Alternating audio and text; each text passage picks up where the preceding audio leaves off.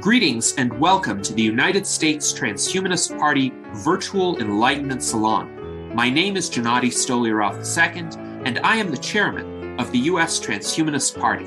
Here we hold conversations with some of the world's leading thinkers in longevity, science, technology, philosophy, and politics. Like the philosophers of the Age of Enlightenment, we aim to connect every field of human endeavor and arrive at new insights to achieve longer lives, greater rationality, and the progress of our civilization. Greetings and welcome to our virtual Enlightenment Salon of July 31st, 2022. Today, we have a fascinating conversation in store for you about a new organization and new approach for supporting all of the immensely valuable work in longevity research and advocacy that is occurring today. So, to introduce our distinguished panel, we have our Director of Visual Art, Art Ramon Garcia. We have our Legislative Director, Jason Geringer. We have our Technology Advisor and Foreign Ambassador in Spain, Dr. Jose Cordero. And we have our Biotechnology Advisor and CEO and founder of Sierra Sciences, Dr. Bill Andrews. So welcome to all of our panelists. And our special guest today is Fred Zhang. Fred Zhang is a serial entrepreneur. He is the founder of Freedom Equity Properties and co-founder of Prep Scholar and the medical funding and longevity Web3 company. He graduated from Harvard University with a bachelor's degree in mathematics and a PhD in economics. And most recently, he is the founder of LongevityDAO. LongevityDAO is a new decentralized autonomous organization that uses crypto mechanisms to support longevity organizations and research. It really is a fascinating emerging concept. I had a one-on-one conversation with Fred a few weeks ago, and I was fascinated by what he had to say. So welcome, Fred. Please tell us what LongevityDAO is about and what motivated you to start this organization. Yeah, thank you for the great introduction, Gennady. So again, I'm Fred Zhang, and I'm a serial entrepreneur, and I've done a number of companies, before LongevityDAO. My first startup was back in 2000, and I guess the backstory is kind of useful to see what motivated LongevityDAO and where it's kind of going. So the first startup that I did was back in 2005. It was funded by Y Combinator back when it was just a dozen of companies here in Boston, Massachusetts. I went on not to do startups at that point. I went back to college and I got a degree in math and economics. And then afterwards did an online education company from 2013 to 2019, at which point I exited by kind of hiring a CEO to take over the company and kind of pay off dividends, and then did so again with a real estate company, as Gennady mentioned before. And my interest, I guess, for LongevityDAO came from two branches. One is a background branch in interesting cryptocurrencies. I first heard about Bitcoin in 2011. And like many people on first hearing about it, I thought, could this actually work? Is this just going to, what's the fundamental reason for it? When I first heard it, I didn't actually quite get it. But then 2 years later in 2013, when I was doing one of my first main startups, I actually thought, cryptocurrencies are a great idea for the privacy reasons, for not depending on government for everything, and a number of other things. And at that point, people were saying Bitcoin's great, but it's not so stable. So my idea in 2013 was to do a stable coin back before the concept kind of existed. Unfortunately, my co-founder at that time wasn't as into cryptocurrencies as I was. So we did the online education company called Prep Scholar instead. But I was piqued. I always thought this is super interesting, how cryptocurrencies can preserve your privacy, not rely on the government and all of that stuff. So my interest in crypto kind of started there, and my interest in longevity actually started way before that. It's probably a pretty common story for a lot of longevity, enthusiasts and a lot of transhumanists like you guys. But basically, when I was 5, I found out people died around 100 or 80 or something, and I thought, okay, this must be something. I'm a kid. This must be something that happens for a good reason. It's kind of like the Earth going around the sun. It's just inevitable, and there's some mechanical process and good reason for this. And then in the ensuing decades, I realized, actually, there's not a great reason for people necessarily to die. That's basically the public is not putting a ton of effort into it, unlike into specific medical efforts like colon cancer or heart disease or anything like that.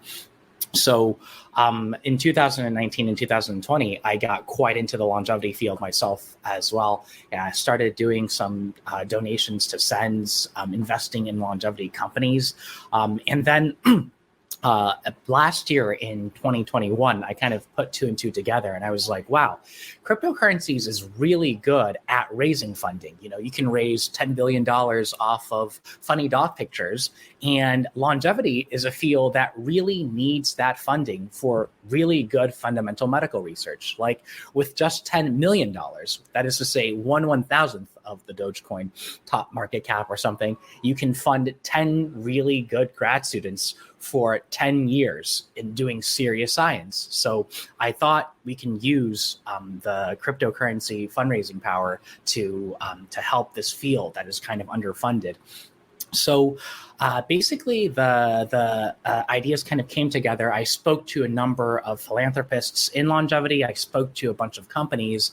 And we played around with a number of ideas like ERC20 tokens for funding, or maybe it should be like some foundation. And the final thing that people were most comfortable with, this is both philanthropists and companies and kind of what the legal system is at right now with regards to securities laws, is basically this. It's to build a metaverse and use the building blocks of that universe, of that metaverse, to fund longevity. What I mean by this concretely is this. So, for example, we can create a metaverse planet called the Cryonauts, or the Tomorrow Bio planet. And then within this planet, we can create 10,000 characters, 10,000 NFTs that we sell off to the public for $100 each. With this sales of $100 of 10,000 NFTs, we can raise $1 million real dollars for Tomorrow Bio, which is actually a German Swiss-based biostasis company. They are actually going to freeze people and use state-of-the-art technology, even beyond and above Alcor, to kind of do cryostasis. So it'll help their R&D, and it'll also create a metaverse at the same time, because you'll have these collectible NFTs. Along with these collectible NFTs or characters, soon the metaverse will have land, it'll have property, it'll have tools. So you can create one planet to kind of fund one organization. We're also going to create our second planet. It's called Lifespan Legends Planet. It's going to fund an organization that you guys might have heard about. It's called Lifespan.io. It's the Keith Comito is their president, and they do a ton of great stuff, from getting people to invest in longevity companies to public advocacy. They have the Alliance for Longevity Initiatives, where they do lobbying to make longevity more of an important point. And I think this is kind of near and dear perhaps to the heart of the U.S. Transhumanist Party, because there's that intersection there where you guys are trying to use U.S. politics to kind of empower transhumanism as well. So that's kind of the second planet we're creating. And then finally, we'll have a core planet for LongevityDAO itself, where we'll have NFTs and characters being used to fund LongevityDAO. And then we'll kind of take it from there and see where people want to kind of take the metaverse from that point on. So that's a little bit of introduction for LongevityDAO and what we're trying to do. There were a few kind of specific questions that Gennady was interested in, and I thought would be useful to kind of answer ahead of time. One, I think, sub question was like, this idea of the metaverse can be interesting, but can we talk a little bit more about the first project we're working on? So the first project, the one that's actually most live right now, is this project called Cryonauts. So if you go to LongevityDAO.net, you'll see that all our calls to action have you checking out Cryonauts and figuring out more about it. Cryonauts is basically just the branded NFT to fund Tomorrow Bio. It's a biostasis company. And this is the flagship project that we're working on for the next month or so. So if you're interested in LongevityDAO at all and want to donate to a project or want to help fund a project by minting their NFT, that's the one that we recommend you check out. You can go to the site right now. You can fill out a survey in order to get on the whitelist for Cryonauts, which entitles you to 20 to 50% off when the NFT finally mints. So that's kind of our key project right now. A few questions from on Janetti's side also are, one is, what do we see as the most significant bottlenecks to progress in the longevity field? This is a really great question because it's a lot of people have kind of thought of longevity for like centuries or millennia. It's kind of like the Sorcerer's Stone and things like that. I would say the main bottleneck today is actually twofold. A lot of people probably think it's funding.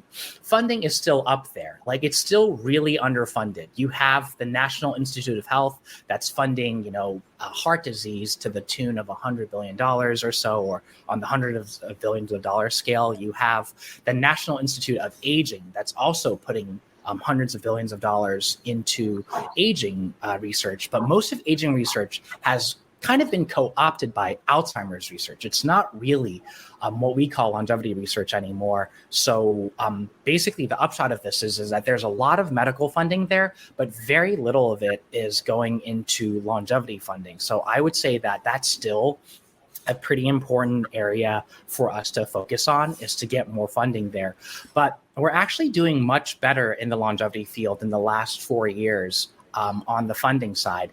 I think it's because a lot of people who are being more enlightened into the progress that we've had there. So you have Larry and Sergey from Google starting Calico with about a little less than $1 billion. Same thing with Jeff Bezos and Altos Labs. And also there's a lot of large donations from the crypto space as well, not to name names, but people who are in this space actually know quite a few names that are big into it. Although Vitalik, I think, is pretty openly public about it as well. So there's more and more funding going in. I would say actually the biggest blocker these days is the number of smart people in actual bio space entering the field. So you have brilliant, PhDs in biochemistry, MD PhDs, and so forth. And I think a lot of them are being inculcated in what's kind of the standard path of medicine. Okay, you're supposed to do heart research. There's NIH funding to do genomics research. If we can get more of these people's attentions to go into longevity research, I think we make way more progress. The fundamental science for longevity is more or less there. This is kind of like Nick Bostrom's fable of the dragon tyrant. Like, I think the progress in DNA technology, in induced pluripotent stem cells, and all of that in the last 10 years has made longevity a very realistic goal on the 1 or 2 decade front. ¿Me puedes traer un bolígrafo y un papel para escribir? Fred, Okay. please proceed. Sorry. Basically, what was I saying there? Yeah. So I think like the number of basically smart people who need to go into longevity needs to increase. It needs to be seen more as a more legitimate field, and we need to get people in there. And I think that's probably the number one blocker there is getting serious science people and talent into the field. So I think, this is something that will kind of come along with the funding. Once we have a pipeline where we're funding lots of real longevity companies, I think it'll become more, in vogue for people who are educated to get into that space. But I think this is something that Lifespan.io is, for example, doing pretty well on. And Another question that commonly pops up that I'll address ahead of time is that like the intersection between cryptocurrencies and longevity is kind of interesting. So we're kind of at the intersection. There's actually almost a weird positive intersection between the two. If you take a look at the fraction of people who are into cryptocurrencies, you might, maybe 10% of the US are like, moderate to strong enthusiasts. And the fraction of people who are into longevity, it's probably like maybe 1 or 2%. If you do the raw like product math, you would expect like 1/100%, or I guess if you do the math, it's actually 0.2% of people to be interested in both. It's actually way more than 0.2. It's way more than the raw product. And I think it's because there's like actually a strong like positive interaction between the two fields. And it's that they're both outside of the box field. So cryptocurrencies, when it first started out in 2009, with Satoshi Nakamoto and so forth, it was kind of really outside of the field of traditional finance. You have to be kind of an outside the box thinker to be in it. Likewise for longevity. Like if you kind of take the establishment for what they are, you'd be like, oh yeah, we probably can work on heart disease and improve age, like life expectancy by 2 years. To think we can get to 1,000 years or 200 years or even 20 years, I think it's outside the box thinking.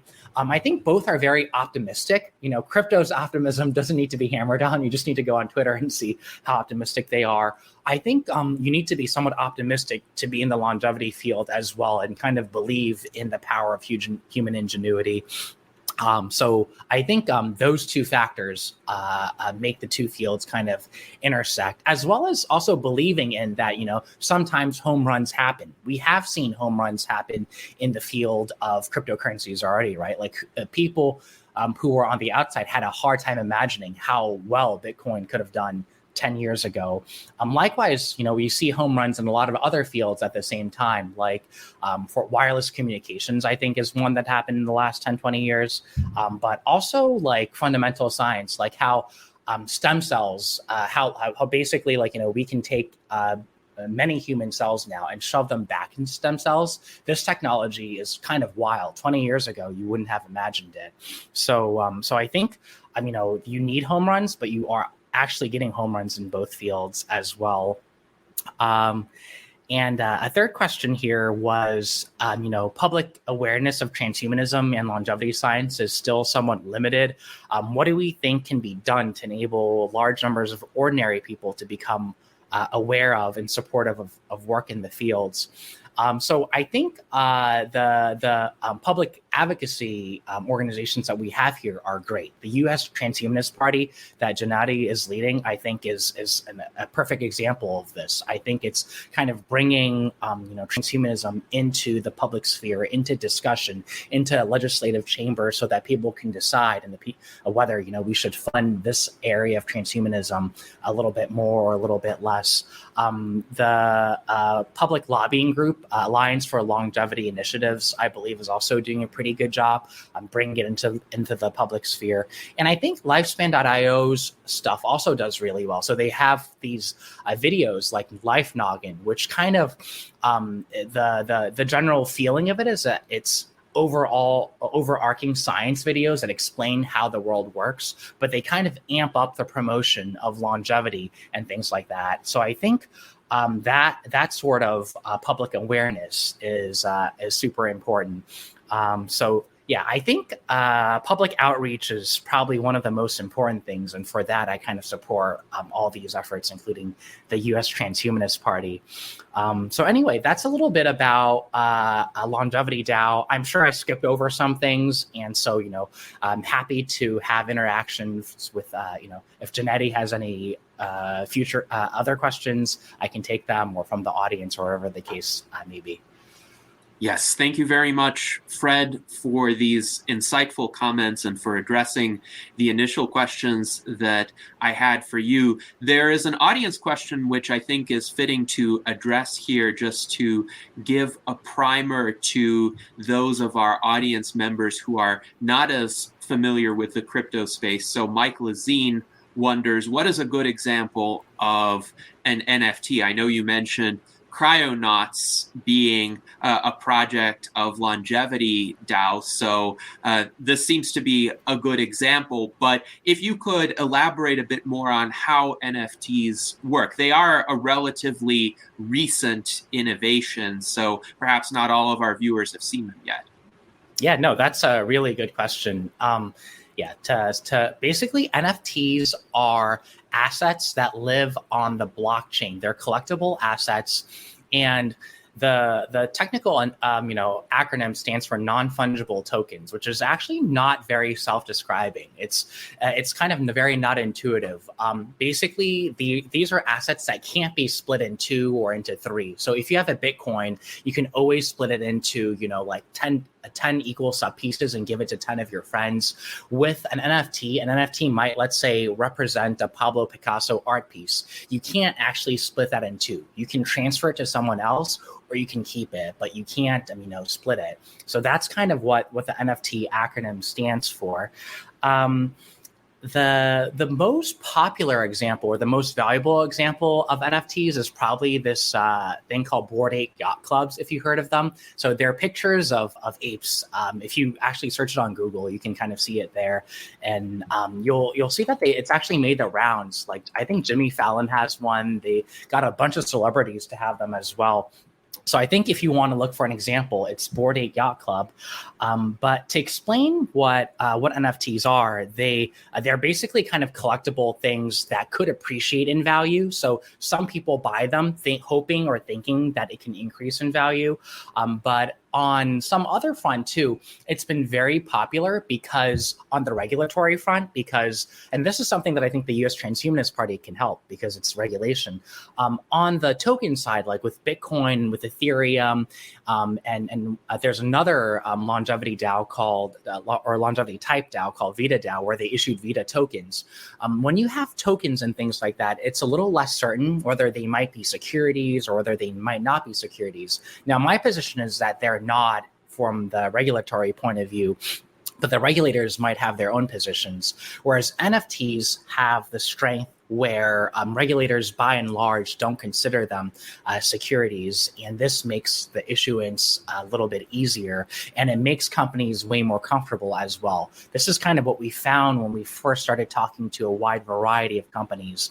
We were trying to go to legit medical and companies like Tomorrow Biostasis and saying, hey, can we use crypto to help fund you? And a bunch of them weren't quite sure whether they would want to work with tokens specifically. So the NFTs kind of provide a way to do this with that sort of regulatory strength. Although hopefully with the U.S. Transhumanist Party campaign, we can enable both tokens and NFTs and many other combinations from that point of view as well. And I think the great thing about NFTs is that it meshes really well with this metaverse concept that some people are pushing to. So, the most famous or infamous person who's believing it now is kind of Mark Zuckerberg, who is, turned his entire company's Facebook from social media to metaverse. I think this is giving a lot of people like us in the cryptocurrency space or the crypto space a little bit of heartburn, because we don't like to see one private company control the future of the metaverse or the future of brain computer interfaces, whereas NFTs kind of provide a bridge to doing this with open blockchains. So all these NFTs that are being mentioned now are going to be on the Ethereum blockchain, which means that it's open. Anyone can build on it. I can interact with Bored Ape Yacht Clubs and give each, Bored Ape a banana. You can give them, a banana peel, and someone else can give them barrels. Like, you don't actually have to pay money to Mark Zuckerberg or anyone to kind of interact with this metaverse, which is why NFTs, especially on the open blockchain, has been so popular. Yes, thank you, Fred, for that explanation. And Jason, you have some questions along these lines to delve into the concept of NFTs and also the idea of a distributed autonomous organization further.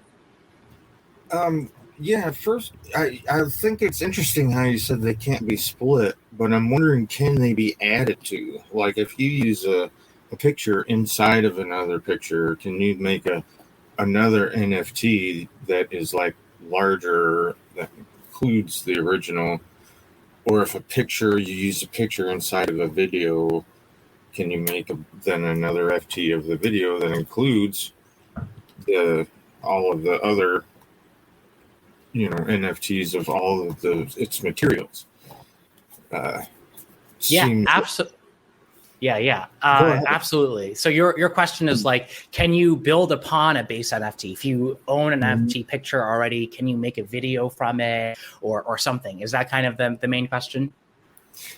Yeah, and then have an NFT of the larger product as well, and have it include the earlier NFTs. So theoretically, can you have like an NFT for a film that each one of its pieces were NFTs of pictures or something, or pieces of film, and then the final film is a larger NFT that includes all the pieces. If so, I could see how there could be a very interesting ecosystem where artists would then be encouraged and have incentive to collaborate with each other. If I had this little piece of film, I would want you to use it in your larger film, and then so. That's actually a great question, Jason. Like, I'm so eager to answer it because you actually got it within 2 minutes, whereas it took me like hours of talking to NFT people to get to that point. But you're absolutely right. You can do this. So you can have one NFT, and the entire idea is another artist can build on top of it, like do like a mashup or something, or kind of, do a variation of it and then sell it again. And then this is actually like in many ways a win-win, because that second artist rides off of, let's say, the popularity of Bored Ape Yacht Clubs or Cryonauts, and get some popularity because this is based off of something recognizable. And then the base NFT also gets value because it's like, oh, other people are referring to it, right? Like the songs, the pop songs or the hit songs that people are remixing actually get some cred from other people doing that remixing too. So this is already happening, actually. You have Bored Ape Yacht Clubs, and another project decided to give all these 8 pieces of land to live on and yachts to live on. Like basically they created a metaverse with 2,000 plots of land. 10,000 went to the Bored Ape Yacht Clubs. So then the people who are the original Bored Ape owners can say, hey, you should participate in this land space. It's kind of cool. And then on the other hand, so the original owners benefit, and the second project benefits from being connected to the first. I think in terms of other interactivity, things that we've been thinking about at LongevityDAO also include, now that you have AI like GPT-3 that lets characters talk to each other, like if one of our Lifespan Legends characters might be Gilgamesh, another might be Roger Bacon, the historic longevity figure, you can actually use GPT-3 to create dialogue for them. And then you can use some of these DALL-E, generative art pieces to create some art based off of them too. And that can be a new NFT. So if you own both of the base character NFTs, you can shove them into a machine and then get a new 30-second video scene with a dialogue, and that one can be a new NFT as well. So it's like CryptoKitties, but instead of just creating another kitty with the 2 CryptoKitties, you actually can get a new scene and so forth. You already see a lot of mashups and collaborations between artists on NFT space. So I think it has really rich potential with artist creativity. Yeah, that's how art is. People like to think that, they're all original artists, but no, you mash up stuff that you've seen. That's how art works. We all, pull on what we like and, mix it up and throw it out there again, So it would be awesome if we can have built right in the system to where there's ways where we're incentivized and it's a win-win to be able to collaborate, instead of having, like Disney's, rights on their things to where it's locked up for years and years and years, and that's not good for art. Yeah, absolutely. Like the Mickey Mouse thing, or like it's kind of, backwards influencing copyright law, Jason, right? Like they've extended copyright law just to protect Mickey. So yeah, I think that's a great point. And this is something we hope to do with LongevityDAO as well. So Cryonauts right now is just one set of standard NFTs. They're just normal JPEGs that are going to go fund. 100% of the proceeds go fund Tomorrow Bio. So LongevityDAO, and we don't keep any of it. We're actually, if anything, donating marketing efforts. But we're hoping as the momentum for the metaverse and LongevityDAO builds, that we also continue giving these Cryonaut NFTs new airdrops. So when we actually build the land for the planet, we will give it to them. And then it's an open universe too. So if people in the US Transhumanist Party want to make an NFT for the transhumanists, you could give some to some of the LongevityDAO current owners, or we can have a collab NFT project where we sell a set of NFTs that funds both. So yeah, the mashup kind of theme is really strong here. Yes, thank you, Fred. And this does set forth a number of intriguing possibilities. I wanted to follow up with a brief question from Mike Lazine, who wonders, would in-game items for video games also be considered as NFTs? My understanding is they could be structured as such if they are put on the blockchain, and then it's possible to have a video game where the characters could have customizations that are structured as NFTs. Is that correct? Yes, that's absolutely right. Yeah. Basically, the ideas are in the metaverse in the future, the vision. There are many versions of the metaverse, but in many standard visions, all the objects there, like swords there, can be NFTs. If you have a car in there, it's an NFT. And the idea for the NFTs too is that they could be transplanted between different games. So there are some, I'm not sure if it's Valve or some Unity ecosystem games where you can already buy like a gun in one of them or a really cool sword in one of them, and you can take the sword with you to different video games. So if you earn it by leveling up to level 60 in one, you can go to a second one and you can still have that sword. Although, of course, the 3D rendering engine in the second game renders it slightly differently, and it has different, they have stats that need to be compatible with that game. So the items can be considered NFTs in the future. I know some gamers haven't been super thrilled with all games going into NFTs and so forth, because there's this problem of how much are games being over monetized. Should it just be you pay $60 and you have a pretty fun set of gameplay? So I think that we still need to think kind of more carefully about, we don't want it so that if you're a millionaire, you just go and trivialize a game and beat a lot of people who are experts in it. So we have to be a little careful about that. But yeah, items in the future in video games can be NFTs. Now, not all video games can have to participate in this. World of Warcraft, that's probably a pretty static game at this point. I don't think Blizzard is thinking that strongly of making World of Warcraft items NFTs. I mean, maybe they are. I haven't caught up, but the legacy games may not go into this. But in the future metaverse, items as NFTs will be kind of the vision. Quite interesting. Thank you, Fred. And next we have a question from Jose. And his basic question is, are the recent collapse of cryptocurrencies, a sense of prevailing distrust of NFTs and worries about blockchain affecting LongevityDAO? I'm wondering, Jose, if you would like to elaborate on that in terms of what you've observed. Yes. Thank you. Because there is so much worry about all that is happening in those areas, crypto, NFTs, even blockchain. How is that affecting LongevityDAO? I would like to hear from you, Fred. Thank you. Yeah, sure. Oh, for the distrust of NFTs, are there a particular example? I think I can address all the points decently, but do you have any particular examples in mind? Well, what people say, putting money into a monkey picture doesn't seem very, very intelligent. No, that's a good point. Yeah. So I think I'll address all of them. And so basically the crypto markets, as people know, have gone down since December of 2021, which is when it peaked.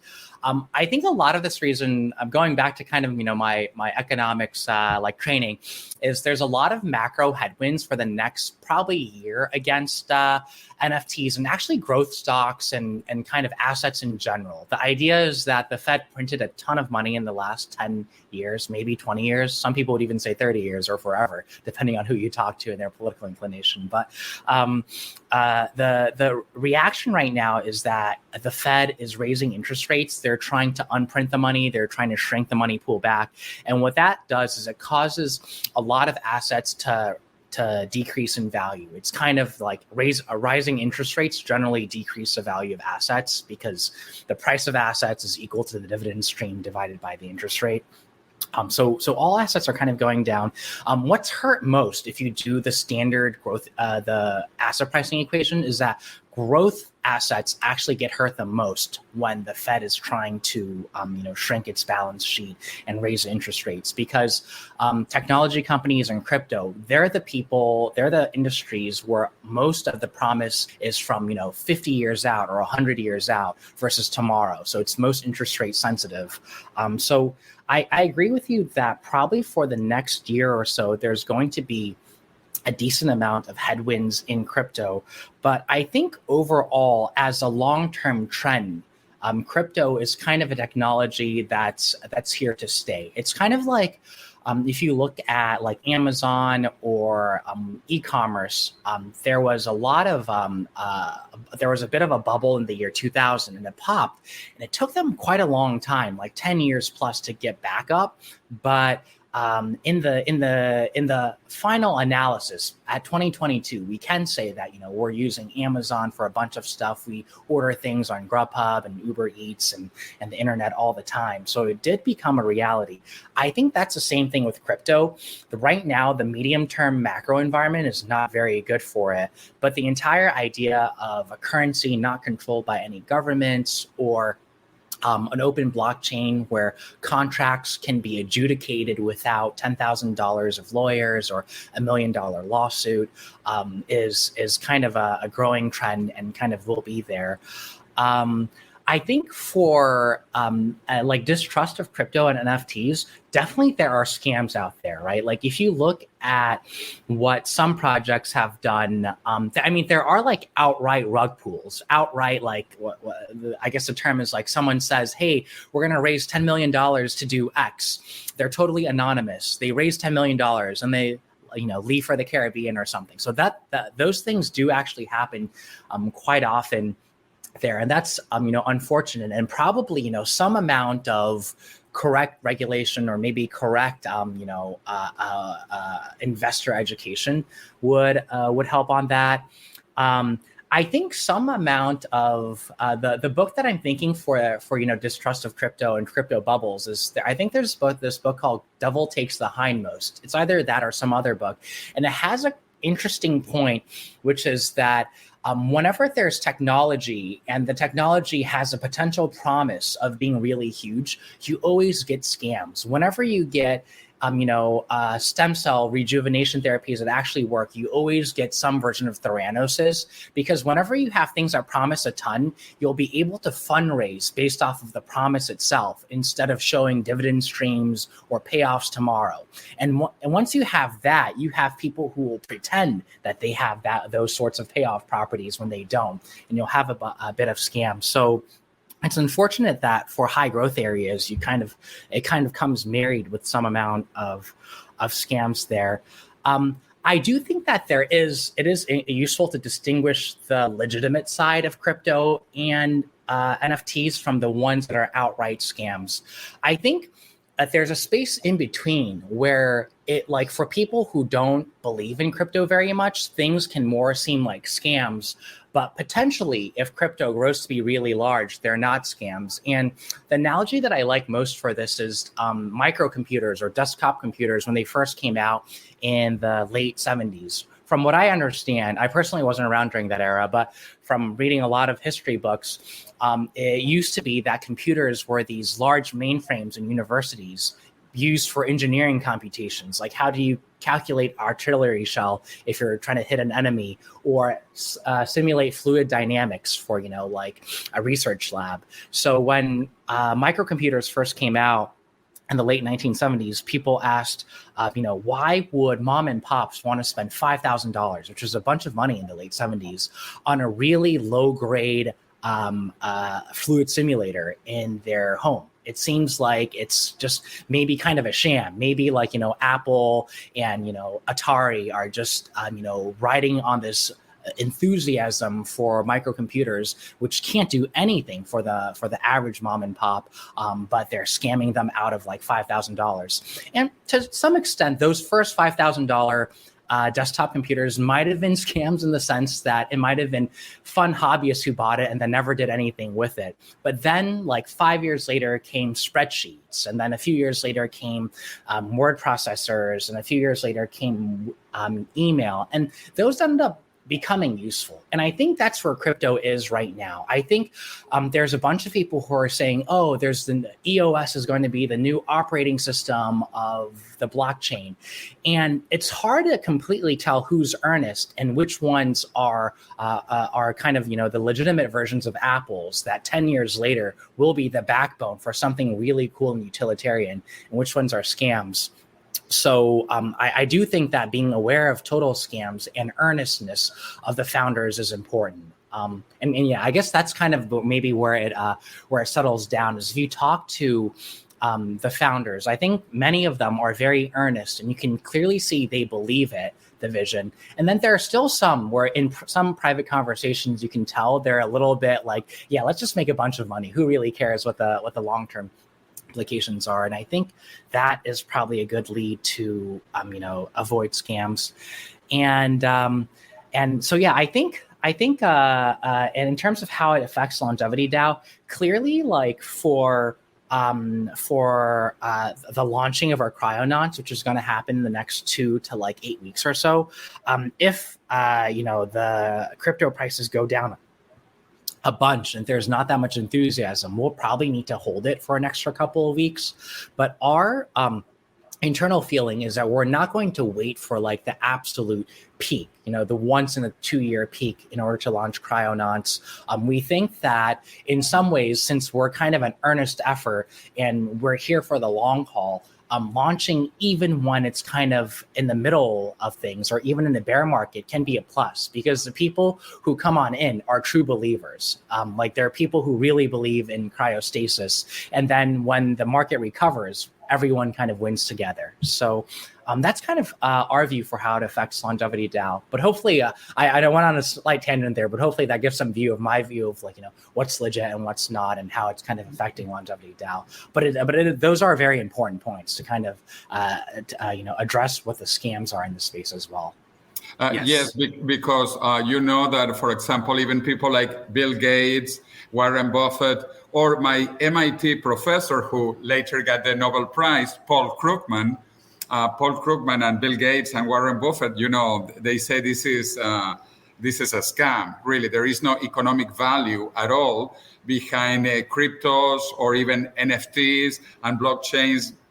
Maybe will stay, but it's different than raising money through all these other mechanisms. Mm-hmm. And I will highlight this question from our viewer Ampero, who essentially cites Bill Gates as saying that cryptocurrency and NFTs are 100% based on the greater fool theory. Now, we do not always agree with Bill Gates. In fact, Bill Gates has made statements like radical life extension is selfish, which we clearly disagree with him on. But he has made some valuable contributions to medical research and other areas of research and development throughout the world. So I do think it's worthwhile to formulate a response to this kind of assertion by Bill Gates. What do you think, Fred? Yeah, no, I think Bill Gates, has obviously done lots of great works with his, vaccine work and his efforts to eliminate many diseases. And when I was pretty young, I looked up to him in many ways too for doing the desktop revolution. I think when people like Warren Buffett and Warren Buffett's also like a hero of mine in the past as well, and still is in many ways. I think On the Warren Buffett front, if you read through his biography, Snowball and so forth, it's very clear that he is started out as a value investor and then became more of a growthy value investor. So he more likes technologies that already works. I remember, funny enough, a quote from one of the biographies where Warren Buffett and Bill Gates first met, and then Warren Buffett's like, "Yeah, I would never invest in Microsoft just because I don't understand desktop computers. I'm not sure if they're a scam or not. They could be perfectly legitimate, but I just don't wrap my head around it. And I don't need to be 100% competent in all areas in order to make money. I just need to be an expert in the 10% of areas that I really care about to make money," which is definitely true. So I think Warren Buffett's dislike of it kind of comes from that front. I think Bill Gates' critique probably comes from a good place. It's probably because earnestly, from his point of view, he can't see exactly what crypto or Bitcoin could be used for, other than the fact that someone else will buy it for a higher value next year or 10 years later. It's true. The current use right now is just for example, for Bitcoin itself, or the main use right now is maybe some people buy into it thinking that it'll increase in value, and the only way it increases in value is if someone else buys it for an even higher price later on. I think it's not true that at 2022 speculation is the only use of crypto. I think there's quite a few examples out there. There's a pretty good article on Twitter that I'll link and send to people afterwards, but I think it covers some cases, like, for example, NFTs can be used as kind of membership cards these days. You can think of it as forming a community, and NFT NYC, there are all these parties that are kind of based off of your ownership of NFTs. So I think that use is useful. The Ethereum use of smart contracts is actually pretty powerful as well. So you have these projects like Polymarket coming out, where you can have a decentralized prediction market. So people can predict whether Trump or Biden will be elected in 2024. And you don't need to have any judge finalize this market. So it's a fully decentralized system that appeals to this kind of decentralized court, and then people basically raise the stakes against each other in order to find what the truth is. So, that's already an application of the blockchain that is not beyond speculation as well. There are these cool other blockchain-based projects like OpenBazaar, and there's some competitors to OpenBazaar now, where you can kind of transact items on the internet, buy and sell stuff like Amazon, except you don't need to pay Amazon a 10% fee, because you can use the smart contract functions to kind of escrow goods as you trade them. So I think there are these emergent properties coming out that show that it's not just speculation that's driving it, but because at the very beginning of any technology, the technology is kind of crappy and there are not a lot of good applications, it's easy to round that off to, oh, this is just hype and this is just a bunch of hobbyists doing microcomputers, or it's just speculation. So I can see why he comes from that direction, but I disagree that it's just going to be pure speculation in the long run.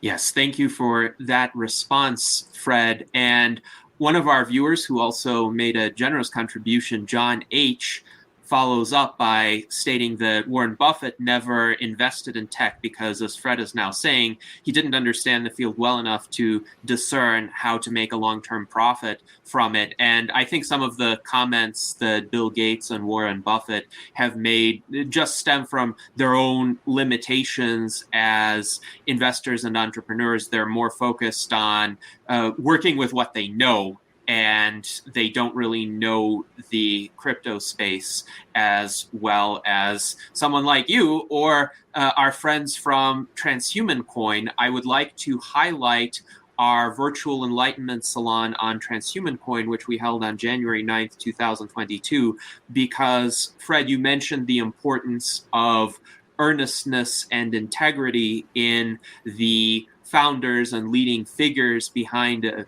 cryptocurrency, and our friends Peter Zhang, Elise Su, Charles Owuzi, and Art Ramon, who assists with Transhuman Coin, are examples of such individuals. Transhuman Coin just had its 1-year anniversary, and one reason why I'm hopeful about its future is precisely because of the people behind it, because the people behind it are genuinely invested in transhumanism and the pursuit of longevity. So I wish them all the best, and I hope that cryptocurrency grows and thrives.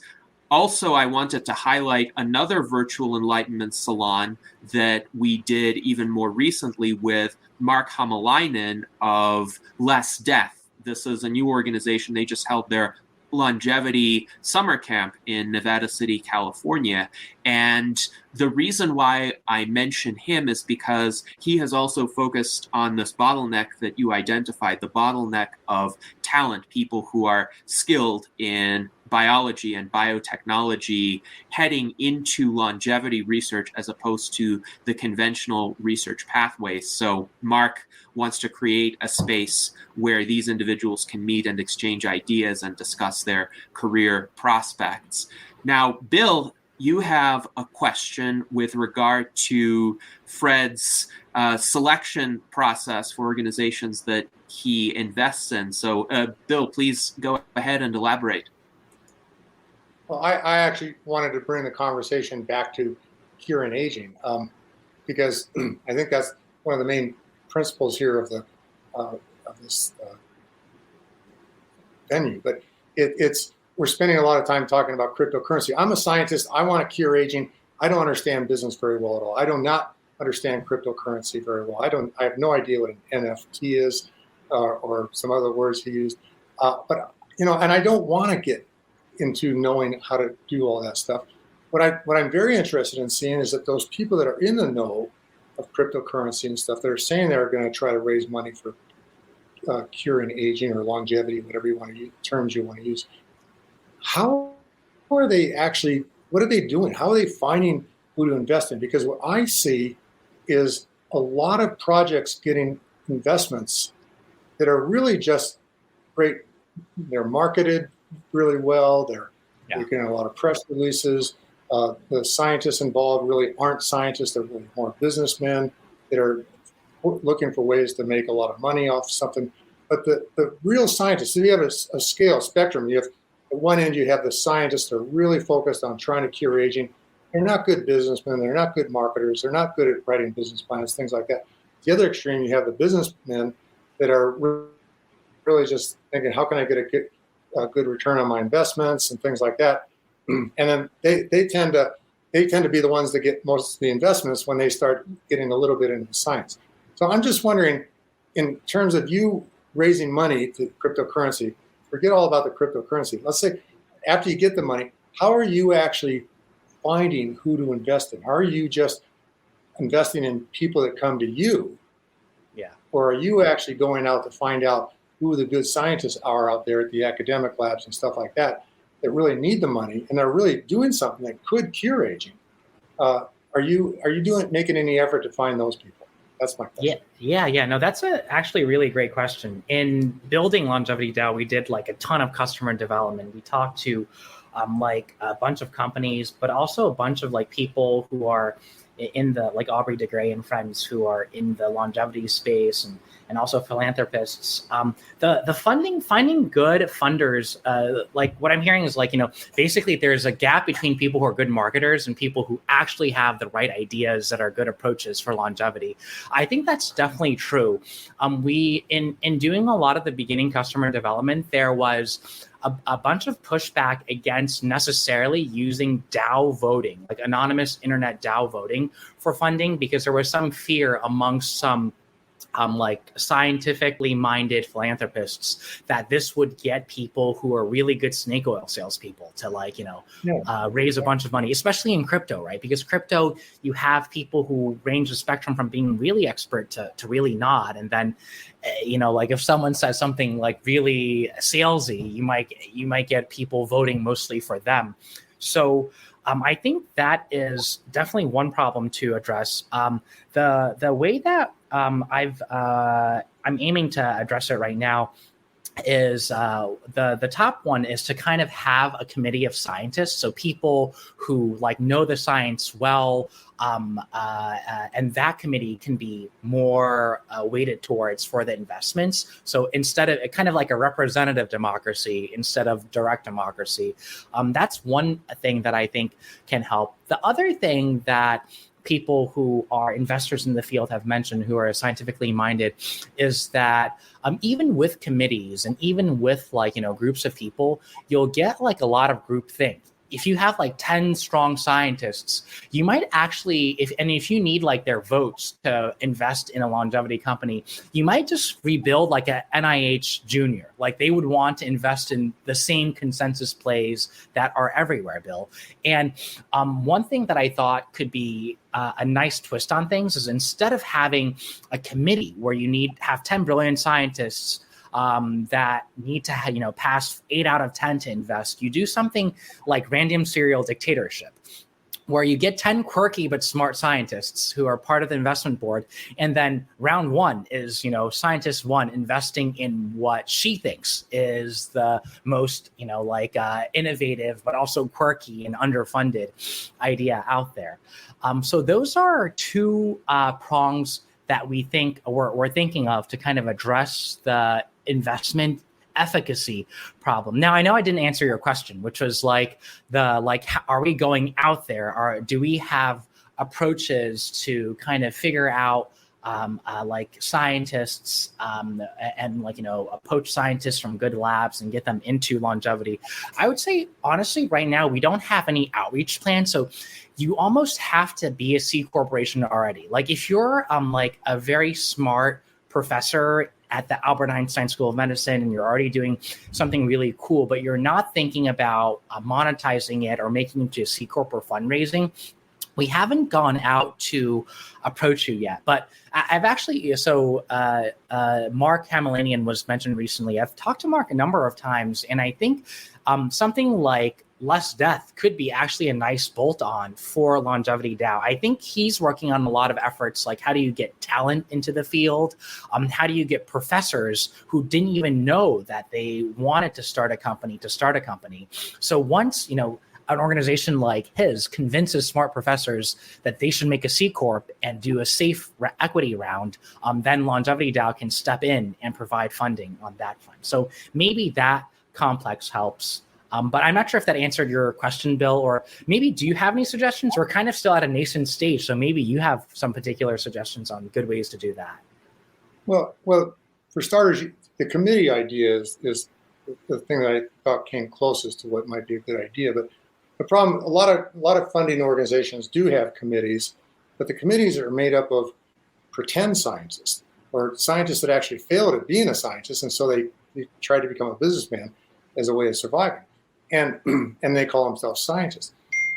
So the hard part is trying to find that committee, put together that committee, because the scientists that committee selects aren't going to be any better than the scientists on the committee if you don't put together a good committee.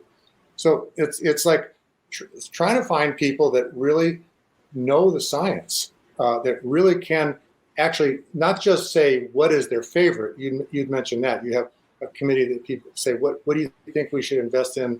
What does person A think we should invest in? B think? Do more than that. Actually, be able to explain exactly why this would be a good investment from a scientific perspective. What makes this science really good and likely to actually come up with a way to cure aging instead of just another natural product put on the market as a supplement? Okay, because that's what most investors seem to want to do. They want to turn the really good scientists, and sometimes when you talk about that really good scientist, that you want to have him make his own C Corp. Well, I think first of all, you should make a C Corp, or the investor should make a C Corp. Leave the scientists doing science, because that's what they're good at. Don't get them involved in making C Corps, but get them involved in doing the science. But then don't try to change them. Like this is what happens when I talk to investors a lot. They want me to stop what I'm doing and focus on putting some natural product on the market, putting my name on it, endorsing it, and making them a lot of money. And then we'll get back to your science years from now. That kind of thing. And I think that's very non-productive. We're slitting ourselves in the throat all the time as a community by overlooking the really good science that actually could lead to a cure for aging, and we're investing all this time and money, billions and billions of dollars, into scientists or business people that call themselves scientists that are really, really good at marketing themselves and putting products in the market. So I would love to see a change in the way people find investors. And the trick at first is to find that really good committee. Okay, and I think it's possible when you find one person, they can find another, and you can put together a really good committee. And I just haven't seen anybody do that yet. Not even National Science Foundation has done that. It's none of them. I mean, I guess what you're saying is like it is true. Like you have the people who aren't making the greatest discoveries going to funds to be their science committee. But maybe what you're suggesting is look for the people who are most published, who actually made the most progress, and try to get them on the committee or be voting members. Publish or perish makes that a problem, because too many publications come out where it's not really good science, because the scientists need to publish so they publish anything. So you can't go by the number of publications. But there's people out there that are really good at just doing what I usually call critical meta-analysis of scientific peer-reviewed studies and non-scientific peer-reviewed studies. Just to really figure out what's real and stuff like that, and put together a plan of where to actually put the funding if the goal is to really cure aging, or if the goal is really just to make a lot of money. That'd be a whole separate place to put the money. But whatever. It's like I don't know. I encourage you to figure out a way to put together a committee of some type that would be able to make a really good judgment, and I would be happy to help with that. Yeah, no, that actually will be very helpful. We're still assembling the science as well, so we'll definitely reach out for that. It sounds like what you're saying is the good meta reviewers could be the right people to go for versus the publishers. You know, the recent Alzheimer's scandal and so forth. So that's definitely true. The meta reviewers typically just read the papers and conclude the summaries. So you got to do what's called critical meta analysis.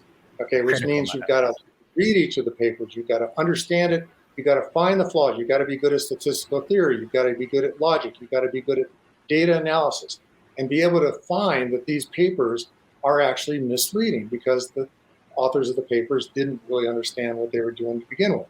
So it's like so getting people that are good at critical meta-analysis, not just meta-analysis, is what's critical. Yeah, that makes sense. And I totally agree with you there. I guess one question I wanted to ask you on your front is like what you feel like is the most promising longevity research area, because there are a number of areas that I'm a favorite of, but I totally agree with you that the supplements is not the way to go. The supplements, I think, are the most marketable. It's just the regulatory regime of the FDA makes it so that if you sell nutritional supplements, the margins are massive. You can sell it to everyone, and everyone wants your name on it. And there's some people who are otherwise serious scientists who've lended their names to that sort of direction, which I feel like is not the actual path to long-term sustainable longevity. But that said, what is there a sub area of the science that's your favorite, Bill? There's a lot of them. Okay, and I just think that I keep hearing these people crying out for money, but I prefer not to list these because I don't want to hurt anybody's feelings that might be listening in. But we can talk off the record. But I'll tell you, let me just I don't want to make a plug, but let me just do it by accident. RadFest is a really good place to listen to some of these scientists that have some really fantastic ideas on how to cure aging. I see Jose clapping. And I would also encourage all of the attendees to look into RadFest. I will post a link to the website for that event shortly. This will be the 6th RadFest, and it will be held in San Diego this year. But I also wanted to highlight our Virtual Enlightenment Salon with Bill, because that was a 3-hour and 10-minute conversation in October of 2021, where Bill provided many insights about his approach to reviewing scientific studies and how he gathers an understanding of what is likely to be true, what is dubious. So he discusses the critical analysis, the critical meta-analysis of peer-reviewed studies in that salon, along with many of his other insights. And since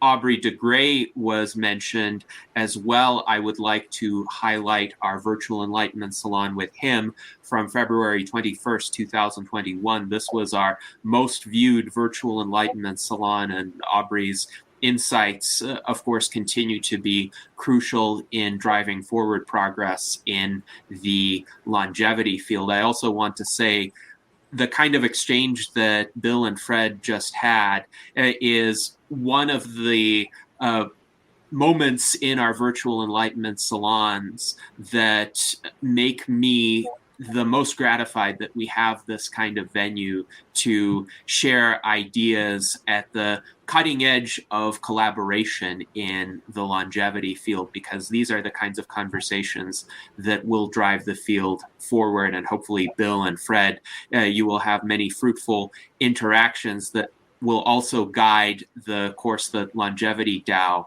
takes in the coming months and years. So now I'd like to ask Art Ramon if you have any questions or comments thus far. Yes, Fred, thanks for coming on the show. I know that there's the Texas Nationalist Movement. They've partnered with a YouTube influencer, Crypto Heartbeat, in order to create a Texan token for fundraising so that the Texas Nationalist Movement can sort of get a referendum vote for Texas to secede from the Union. So I know the way they've done this, they're trying to create an endowment that provides perpetual interest or profit on that. But how would, say, the USTP create a DAO or an NFT membership in order to get votes from our members? But usually with DAOs and tokens, it's weighted by how much tokens you have. So would it be better to do it by NFTs, where each person would have some sort of dynamically created NFT from a DApp that can sort of buy it through there, and it creates that dynamic NFT with their name and some unique identifier in order to fundraise, as well as have sort of like a membership card for the USTP? So any ideas on how to do that and what exactly it would cost to fund this? What would we need to pay somebody in order to get this all done? So what sort of starter capital would we need? Yeah, no, that's a great question, Art. And thanks for having me. I think for the startup capital, it's essentially none, like on the order of less than $1,000. All this stuff is essentially free because it's kind of like on the open blockchain. So it's kind of like, installing Linux or something like that. Now, if you want to have some of these on like the Ethereum blockchain, which is like the premier smart contract one, there are so-called gas fees for that, and that might range in 1,000.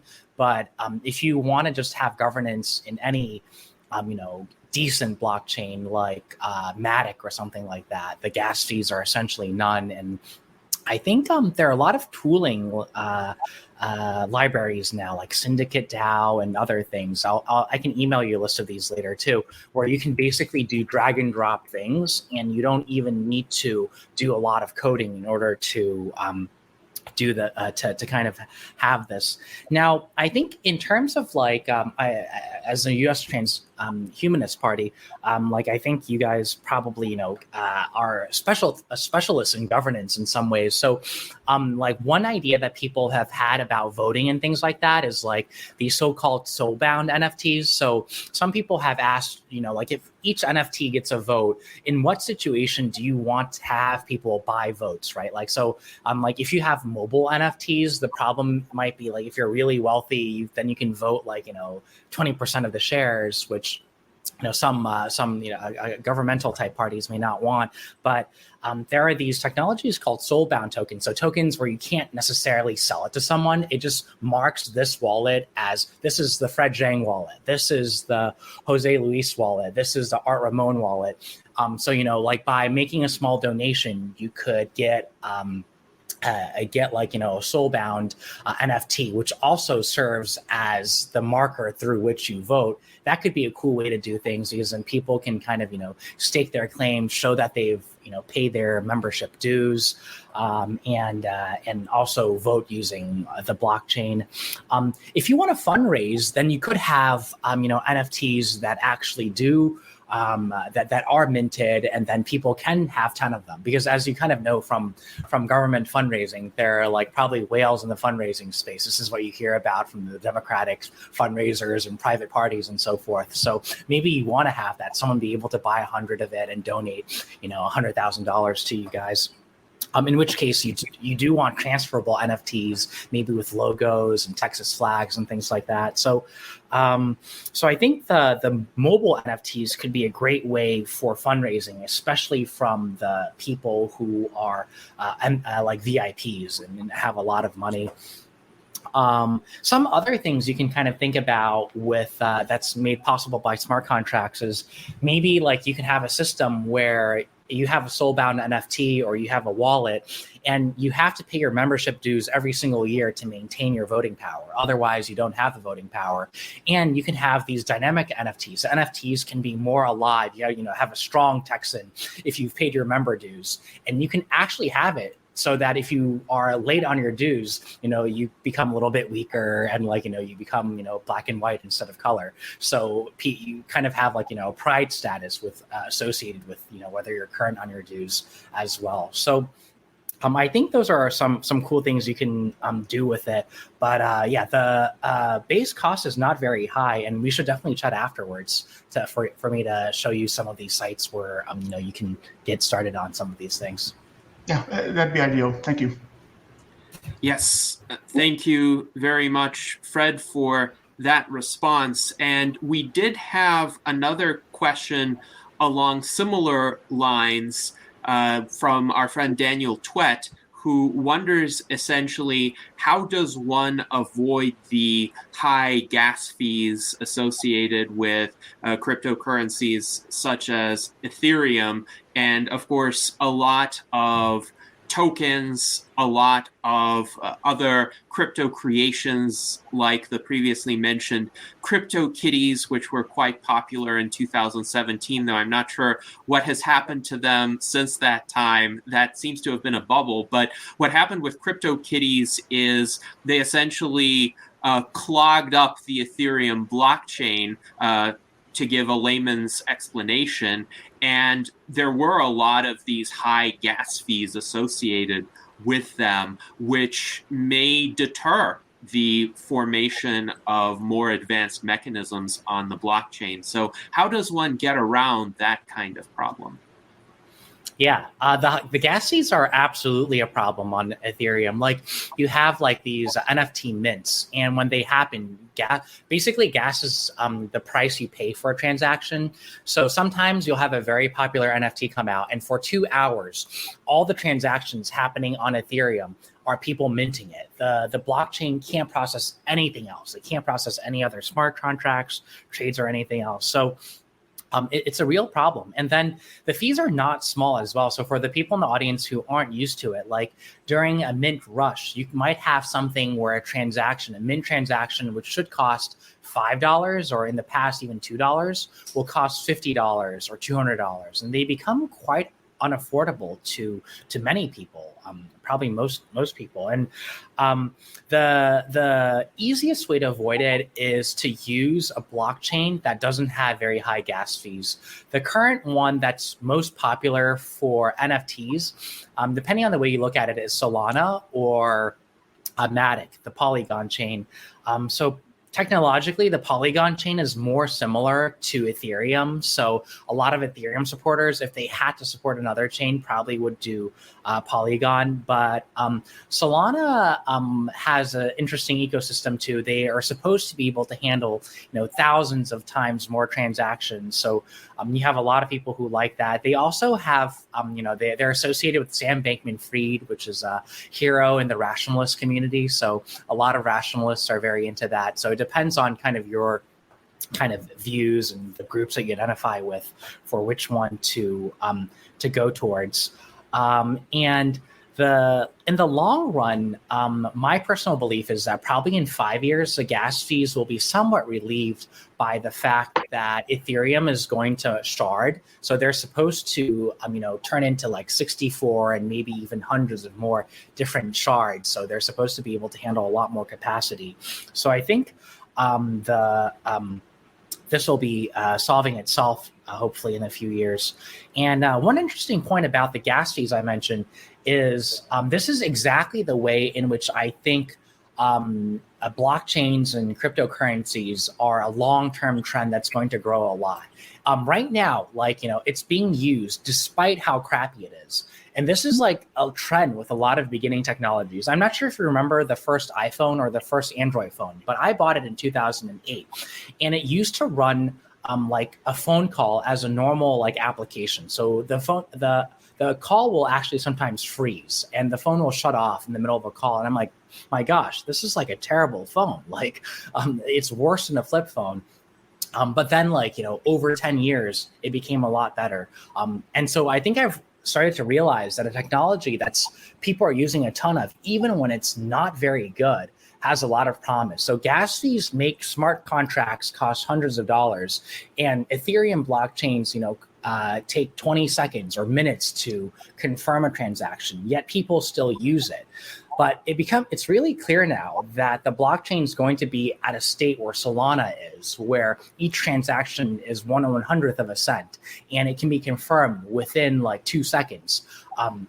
Once that comes, the number of transactions that you can have on it are way higher. You can play games live on it. Right now, people say, NFTs can be a good metaverse in the future. No one thinks that you can play an NFT game on the live Ethereum blockchain. Like moving your character 10 feet will cost $1,000. No one wants that in a video game. So the technology obviously needs to get a lot better, but the technology will get a lot better is kind of my belief for why it'll be a rising trend.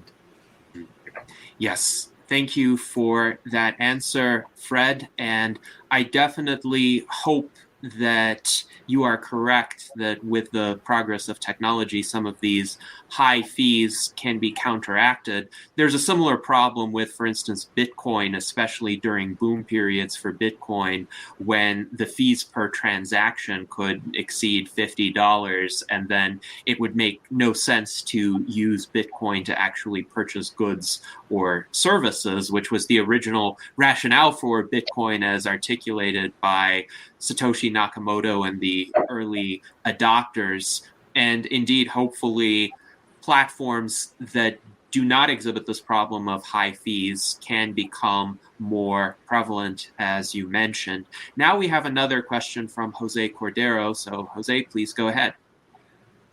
Okay, Fred, very interesting all that you are saying. We are learning a lot, and we want to learn more about LongevityDAO. That is why I want to talk again about longevity, because Cryonauts, your first project, is not really about longevity.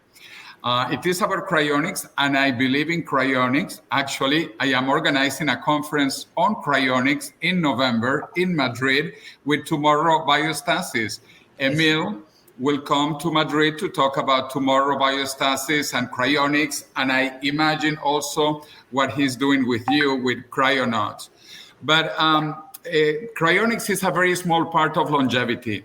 And if you look at my back, because you speak Chinese, you will see my book. I wrote a best-selling book in Spanish, which is called La Muerte de la Muerte in Spanish, which means the death of death in English. And it has come out in several other languages after Spanish, Portuguese, French, Russian, Turkish, and now it's coming out in Chinese with the name Eternal Life, because you can recognize the two Chinese characters, Eternal Life, and the subtitle, The Death of Death.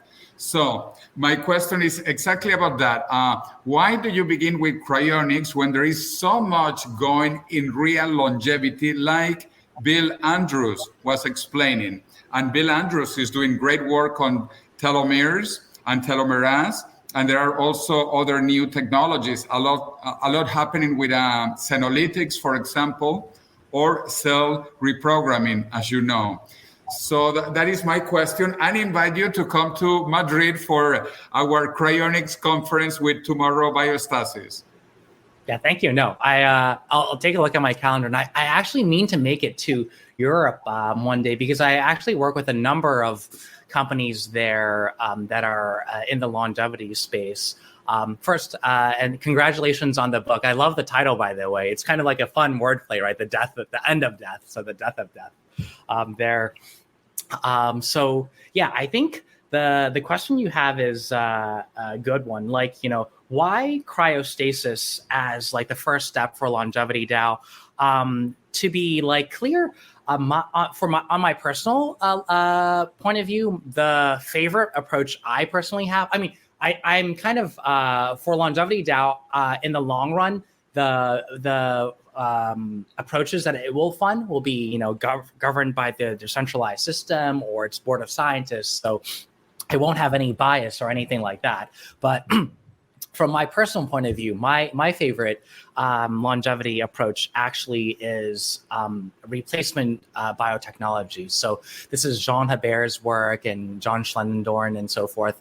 The idea behind their work, as you might know, is basically, you can take a human cell, you can push it back to a stem cell and then grow body parts using it, and then replace your own organs using that process. And it seems to me that that's like the most promising way, or one of the many promising ways of getting to rejuvenation, because you're literally using your own young body parts that won't or will have minimal rejection transplantation risk to kind of go into your own body. So that's actually my favorite. But the question, and I'm investing personally a good amount into those efforts. Why not start there? Why do cryostasis?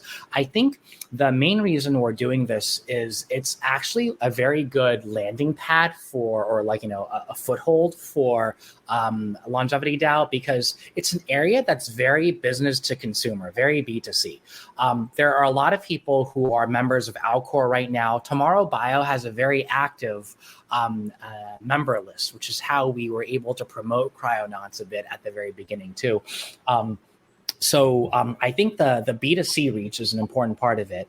For like telomerase, senolytics, and so forth, I think the average household has heard less of it and are less directly subscribed to it. So for cellular reprogramming, the path that it's probably going to take for it to work is that you have, research efforts that succeed, and then you have clinical trials, and it works. Once it starts working, then it will get to doctors who will prescribe it to their patients and so forth. And that's how, the average mom and pop will hear about it. So they haven't heard about it that much from the treatment end yet, which makes selling NFTs for it a little bit more difficult, because we aren't able to use our current channel and memberships of consumers into it. Whereas cryonics already has, Alcor, I think, has thousands of members. Tomorrow Bio, you might have, I guess, like, you already know about them, so you're probably on their mailing list, or maybe you're pre-subscribed to their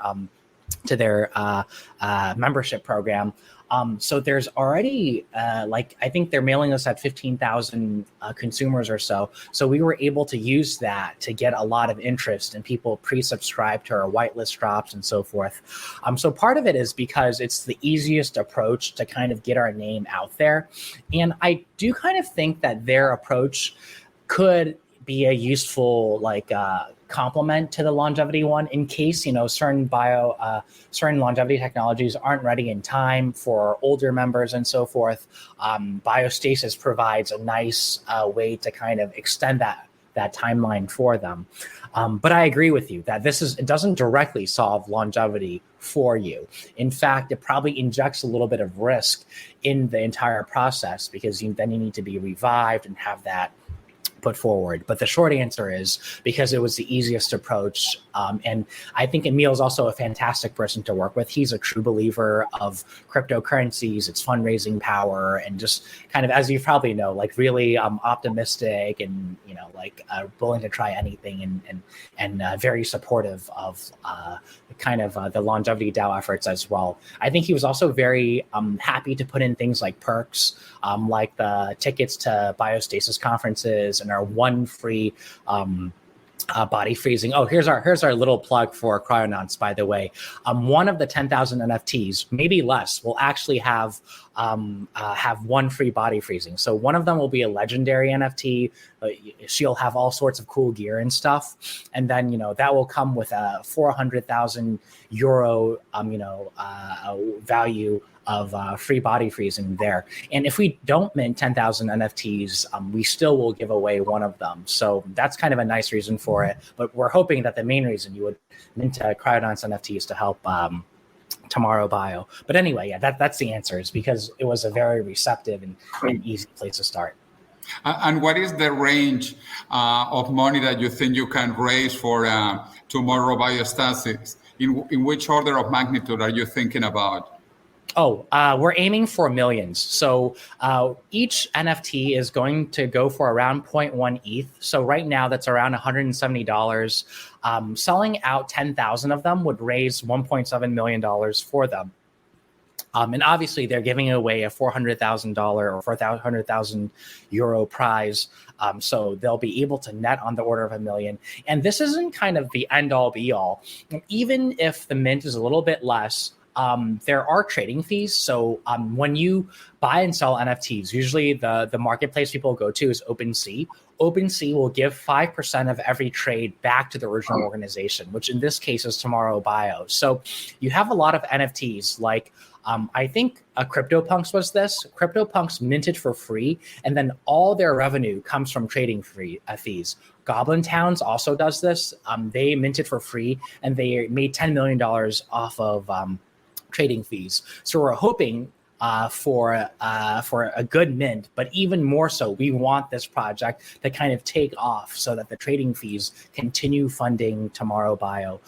Tomorrow Bio has also, in addition to 100% of the raise going to Tomorrow Bio, they've pledged at least 50% to novel R&D, because I think cryonics is a space where there's been some progress in it, but there needs to be a lot more research for how revival works and so forth. Like they've made, I think, rabbit's kidneys. You probably know a lot of these details too. Rabbit kidneys have been revived. They've revived animal brains and show that there are neural signals in it. Still, after a long freeze under liquid nitrogen, but a lot more needs to happen before you get a human to be reanimated. So they're putting in a bunch of the funding to research as well. Yes, thank you, Fred, for that response to Jose, and you also answered Nathan Boyd's question about the free cryopreservation that investors, purchasers of the NFTs have a probability of being eligible for. Now, Jason has a few more questions, and I understand, Jason, you have one question for Bill as well. Perhaps we can start a conversation on this subject. Yeah, I really liked Bill's angle that he was getting at, and how there might be this disconnect between what the scientists need and the money that's being raised, and how does this get connected. And I was thinking that it would make sense if maybe the scientists were the first link in the chain, where they were spelling out what we need to do, and then the marketing and the digital people like us could come along and make the NFT for the task that needs to be done, or for what research or whatever. So I was wondering, Bill, if that's a possibility, that would the scientists be able to sort of categorize what needs to be done, and then the marketing people can come behind them, maybe. Is that a possibility? Well, a lot of them have done that. Let me first focus on the ones that haven't done that, because it's not that easy. When you're go through school to be a scientist, and that's all you think about is science and stuff like that. Somebody comes and says, "Put together a budget." That just freaks them out. I mean, boy, I don't know how. Like most people gotten their degrees, went to school, got a PhD and stuff like that. They worked in the lab doing research. Most of them never, ever had to worry about where the money came from, because it was the major professor who was running the lab that wrote the grant that raised the money. And then they hired scientists to come in and just told scientists to do their work. And usually the money wasn't like limiting. Okay. And so it's not something that scientists get trained in. And I think it's a bad idea to try to train the scientists to do that, because they're good at science. Keep them doing the science. Get them working with business people that can work with them to do all that other stuff. But the business people keep asking the scientists to put together financial reports, business plans, things like that. They're not trained in that. That's not good. Now, that said, let me go to the people. There are a lot of scientists that have done that, but they're still not very good at marketing themselves. Okay, they're not very good at standing on a stage and giving a presentation that a layman audience would understand. And they know it, but they just don't know how to do any better. And so it's like you got a lot of problems. So I always look. The investors need to become more proactive, get more involved in trying to learn the science, understand the science, not just accept things that some scientists are telling them is true. Check it out, make certain it's for real, or get a committee like we were talking about that is good at actually figuring out what's real and not real. In fact, what's real and not real is the title of one of my Yahoo presentations that's somewhere floating around on how to really figure out what's real and not real. And that's probably a good place to start if somebody can Google that and find that. I don't know where it is, but it's Gennady mentioned that I talked about this at a previous Transhumanist Party meeting, and I've talked about it at other conferences too. There is a big disconnect, and I personally want to see aging get cured in my lifetime. I want to be one of the people that benefit from it, but I'm just not going to get that lucky if I continue to see investments being invested into the people that were really the best at marketing, not at doing good science. So getting back to your question, the scientists could do that, but that's only step one.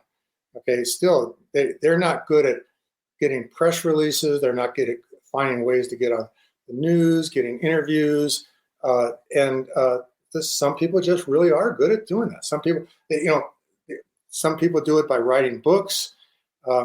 Those people are really good book writers and really good at then getting some publicity or some publishing warehouse to publish their book and get it on the market and then make it a bestseller. That doesn't mean they were the best scientists, okay, just because they got a best-selling book published. And that's what happens a lot. So it's like they can do the beginning part. So scientists can do it, but it would be best if they could be working with a business person who's passionately interested in seeing their own aging get cured. And now they want to do whatever they can. The best thing they can do is they can go work with the scientists and help the scientists by taking on the business aspects of curing aging and let them do the science. I don't know. I hope I answered your question. Yes, I think this was a good answer, Bill, in that it emphasizes the importance of specialization and letting people focus on their areas of specialty. On the other hand, we also need people who are bridge builders across these different areas so that the scientists can communicate with the business people, and both of those types of individuals can communicate with the advocates, those who try to promote longevity in the broader culture or in the policy arena. Also, I did link to your presentation, What's Real and What's Not, and I encourage our viewers to watch that. It's about 11 and a half minutes, but fascinating insights from Bill, as always. I'm curious, Fred, what are your thoughts? Let me just say, it only scratches the surface. So that's far from everything, that video. Go ahead, sorry. Yes, indeed. Still a good introduction, though. And I was curious with regard to Fred's thoughts on this conversation in terms of what do you think is a good modus operandi for the interface between scientists and business people? Obviously, Fred, you are a serial entrepreneur, so you know the business side of these kinds of organizations very well. And on the one hand, we want the scientists focused on the research. On the other hand, we want to translate that research into products and services of practical significance to the general public so that their aging can be cured, as Bill pointed out. So what is a good approach to harness both of those skill sets and have them work synergistically? Yeah, no, that's a good question. Actually, on the lab side, I had a follow-up for Bill as well. And then I guess I can go towards answering that question. Bill, do you feel when scientists, obviously they need to, if they want to get funding, they need to either partner, sell to the public themselves or find a business person who can sell. And they're not, preset at being good at presenting financials. But do you think most scientists, if they were to receive funding, then they know how to operate? Like a lot of them, they are the PIs of their labs, right? So they know how to hire good grad students, how to scale up their organization if they had a bunch of cash? Or do you feel like even that part is something that they could use a COO for? Like a PI who's used to working with two people, if he gets hit with $30 million, he's like, how do I actually use this to parallelize our research so that I can scale it up 10x faster? Or do you feel like that's something that they need help on, or not really once they have the money? If you gave a really good scientist unlimited amounts of money and told them that they never had to publish anything and they never had to they have no teaching requirements or anything, they could just, morning, afternoon, evening, everything, just think science. That scientist would cure practically everything there is. Okay, that's what I think a really good scientist can do, but they don't get the opportunities. That's great. That's music to my ears, because you don't need like the COO level. Like basically with the cash, then they can kind of operate well their ways. So I think with that as the answer, then I guess to go back to Gennadi's question, in terms of the interfacing, then probably it does require more figuring out which scientists actually have the right approaches. So that critical meta theory, theoretical approach is useful. So I know that Mark and Aubrey de Grey have been huge on these, because that's kind of the core thing that Less Death is targeting. They want to get more talent into it, figure out the right scientists to bring into the fold, and then pair them up with business people who can kind of get them that funding, who can reach out to the crypto world, reach out to, Laura Deming's longevity fund or whoever it may be, and get that scientist a ton of money for that research. I actually, now that Bill has mentioned it, I've seen it, in effect successfully many times. Like the Jean Hebert endeavor that I'm funding myself, I know that he has a business backer that's kind of his business advisor, kind of a very smart guy in the crypto world, which is why we got talking there. But it sounds like that sort of pair off makes a lot of sense, that there needs to be kind of an organization that identifies these talented individuals in the science space and matches them off with business people. And hopefully LongevityDAO can play a good role in that. I think at the beginning, our strength will be providing funding, which hopefully is a good thing. But I think we're very, very cognizant that we don't want to go the route of being a platform where like supplement, vitamin D sales. Vitamin D is great and all, but vitamin D salespeople can, like mark up their wares and call it a longevity cure or something. So I think we would want to go into that road in the future. Yes, indeed. And I wanted to highlight also our virtual enlightenment salon with Zhang on replacing aging. This happened on April 11th, 2021. A great conversation, and I'm pleased, Fred, that you are supporting Zhang's work. He is always a wealth of insights. Now, I think this is a good opportunity for us to go around the panel and get some of the concluding thoughts of each of the panelists, and then we will move into the final remarks and observations by Fred. So let's start with Jason Geringer. I know, Jason, you've been quite engaged in our internal chat, and you have a number of ideas for how LongevityDAO can help the broader longevity and transhumanist community. So please go ahead and state any other thoughts that you have on this. It kind of occurred to me that some of the problems in science maybe could be started as from the scientists, and then they could maybe in the future, when there's a metaverse, make a virtual real estate for that problem. And then the NFTs make up, like the bricks and the facade, and then when the problem's finished, there'll be this virtual monument to that problem and how we fixed it. Actually, I was wondering, I had seen that H+, Humanity Plus has a H+ DAO, and I seen it in Deep Funder.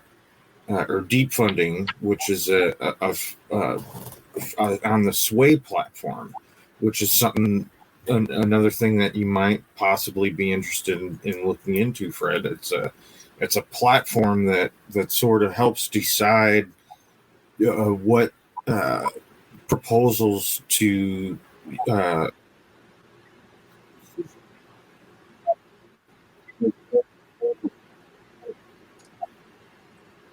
So I think, Jason, we lost your audio, but you were mentioning H+ DAO, and this is a recent initiative by the Humanity Plus organization. There was an interview with Natasha Vita-Moore about it on lifespan.io, which I'm going to share shortly, but essentially they are interested in using decentralized mechanisms to decide which organizations and initiatives to fund and support.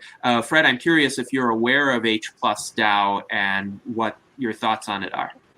I haven't researched them yet, actually. So this is really good to have on my radar and the platform as well. I will definitely look into them. And on Jason's comment for the virtual bricks and so forth, that's exactly kind of our thoughts, is that basically it's a planet or a building per project. So in some ways, the users in the crypto community can decide how much to fund each project by.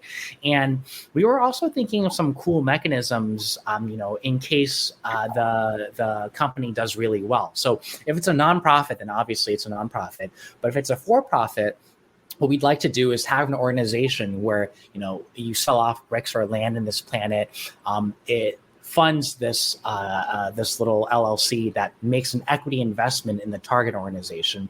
And then some efforts just don't go anywhere, and that's just science. And then you kind of have these cool bricks in metaverse as a souvenir of your a token of your generosity. But in the case that it 100x's, because that's what startups do, right? The ones that do succeed 100x, you suddenly have this org that has a way more funding. So this funding then can be rolled forward to other longevity initiatives. You can fund 100 more companies using the success of this one that did well. And then that you can fund basically 100 different more buildings or 100 different new worlds. And then the old NFT holders of that very successful world can be airdropped these new NFTs. So if you choose the right project to fund that ends up working out well, you get a lot more NFTs in return too. So that's one version that it could go. But you're very creative in this, Jason. So I'm sure you probably have other, like elaborations of it as well. But the more we can reward this sort of choosing the right project and making the metaverse richer when things go well, and the more we can fund even more projects, that's kind of the goal. Yes, indeed. Thank you, Fred, for that response. And now I would like to go to Bill Andrews and ask for his concluding remarks, particularly because we had this very interesting discussion about the desirable interface between scientists and business people. And of course, Bill, you have been the CEO of Sierra Sciences essentially since the late 2000s when you regained complete control of the company. So you've had to address both the scientific aspect and the business aspect. But my understanding is that has helped you in that you've retained autonomy, you've retained complete discretion over what your organization does. So do you think that aspect, though, is also helpful, that scientists should be in charge of their particular research organizations? Well, I do believe that scientists should be in control of the science. Okay. And I had some really, really great investors. I got to tell you, I probably had the best investors ever. They weren't able to continue investing, but it wasn't because of their lack of interest. But many of the investors that I had were pretty much very controlling. They would take over my strategy meetings back in so I founded Sierra Sciences in 1999, actually 1998. But in the 2002, 2010, that era, it was constant. That's when we ended up raising like $60 million. The investors, some of the investors just completely took over. They would take over my strategy meetings. They would start telling the scientists what science to do. We'd get back to the science that the company was created for later on.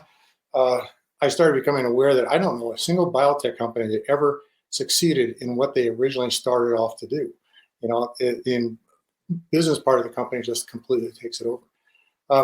So yeah, I believe that having the scientists in control of science would make a big difference. And I believe that if I had been able to maintain control of the science in the 2002 to 2010 era, we would have had everything done that we wanted to accomplish.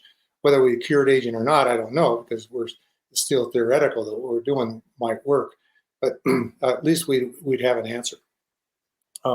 So keeping the scientists in control of the science. In terms of my feedback, as I said, I don't really understand cryptocurrency. I'm really not a business person. I actually go out of my way not to be a business person because there's so much to do in terms of keeping up on the science and stuff. I hope that Fred and others would start recognizing that the really good scientists that really can make an effort are the ones that are getting the least funding. And it's the scientists that are really good at marketing and actually sometimes charlatan marketing that are actually getting most of the money. And that's all I have to say. Mm-hmm. Yes, thank you, Bill. And we previously briefly mentioned the Alzheimer's research fraud scandal. Essentially, since 2006, a lot of the published Alzheimer's research has been based on certain papers supporting the amyloid beta hypothesis, which ended up having doctored images inside of them, as well as other methodological issues. So it really is important to focus on supporting the scientists who are genuine and substantive. And I think, Bill, if somebody in that field practiced your approach of critical meta-analysis of peer-reviewed papers, perhaps this unfortunate situation would have been caught a bit earlier. But now let us go to Jose for his closing remarks. Well, I just want to congratulate Fred for this new initiative. And I think there is a lot of future, even though these are turbulent times for crypto world, blockchain, NFTs. As far as I know, Transhuman Coin has been able to raise about $2 million in its first year.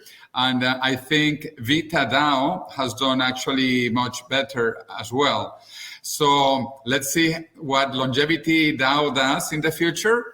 And I hope you read Eternal Life, The Death of Death in Chinese or in Spanish. I'm still looking for an agent in English. Or if you know any agents or publishers in the USA. And welcome to Madrid for Transvision 2022, where we will be talking about cryonauts with Emil and tomorrow Biostasis. Yeah, thank you for the invitation. I hope to be there, and I'll actually put your book on my Amazon list right after the call. I look forward to reading it. Yes, indeed. So thank you, Jose, for those comments. And now let us go to Art Ramon for his closing remarks. Yeah, thanks for coming on the show. I wanted to ask you just one last thing. I might have missed it, but do you have a token for LongevityDAO yet, or is that in the process? That is in the process. We don't have a token yet because we're still trying. Basically, there's some guidance we have for only having a token when our project's far along enough to minimize, security classifications and so forth. But it becomes very natural if you have a metaverse filled with, let's say, characters from the LongevityDAO universe that the currency that they transact in would be kind of the life token or something like that. So that is on the horizon, something we're very aware of and hope to have soon. Okay, and have you considered doing any sort of donation or sacrifice like other projects have done where, for each dollar you get 10,000 loyalty points in that new token? Yeah, exactly. That was the base version of what of LongevityDAO. Before we iterated to the NFTs, the beginning version was you donate let's say $10,000 and you get 10,000, you get a receipt for that, which then you can redeem for 10,000 life tokens. And it's your choice whether to keep the receipt or redeem it, because in certain countries, you get tax deductions if you don't get things of value in return. So people can kind of optimize that with regards to their tax strategy. But yeah, that is actually a really cool mechanism that we hope to have. Okay, thank you. Yes, indeed. Thank you, Fred. And now we have come to the time in our salon when we have 3.5 minutes remaining. So I would ask you to provide some concluding remarks. Anything else that you would like to mention for the benefit of our viewers, as well as any ideas or insights that you took away from this conversation, and what is next for LongevityDAO? Yeah, definitely. Thank you guys for having me. It was actually way more fun. I thought it would be really fun, but it was even more fun than that to kind of discuss this with everyone and have kind of a dynamic conversation going with you, Art, Jose, Bill, and Jason, and all the audience members here on YouTube on the left here. Yeah, I think what this made me more aware of is that we probably need to iterate even more on how we do the project selections in the future, because I think right now with the NFT planets or the NFT buildings idea that we're going after, that kind of ties into what Jason's suggesting.